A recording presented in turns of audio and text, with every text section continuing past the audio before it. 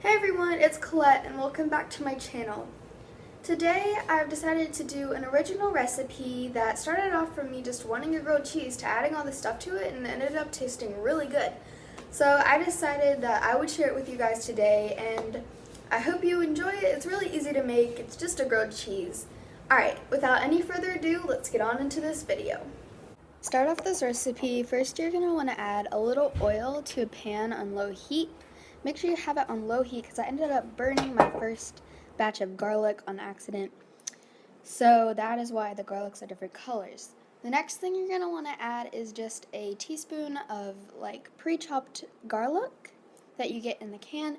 And yeah, here's where I burnt my garlic, but you do want to mix it around a little bit until it gets kind of a brownish color. It's a different color here as you can see, so that's why. Next you're going to add your kale and add quite a bit because it's always good to have more kale, plus it tastes really good. Then you're going to add a 1/4 cup of water over top of that and mix it around.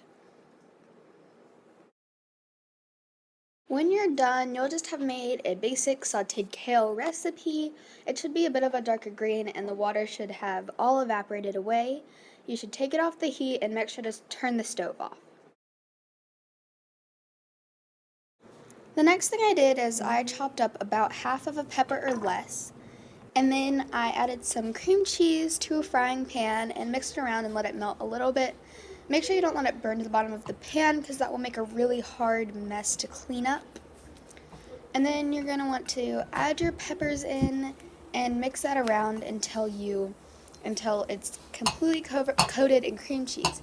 You don't need to wash the pan you used previously for sauteing the kale. I think it just adds more flavor to the peppers and it tastes really good anyway. Then take it off the heat and turn the stove off. Next thing you're going to do is just make a regular grilled cheese. I like to add mayo instead of butter because I find it's a lot easier to spread, but you can add whatever you want on it.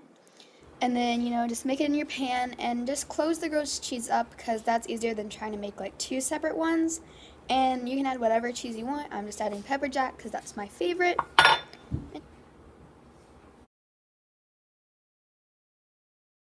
Next thing I'm doing here is just assembling my sandwich. I just opened it back up after making the whole thing.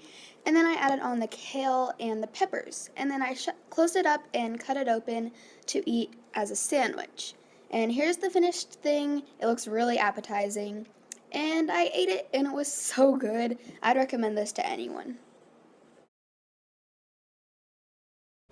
Hey everyone, thanks for watching. Make sure that if you like this video, you give it a thumbs up and comment down below if you would like to try the sandwich or if you did try it and you liked it.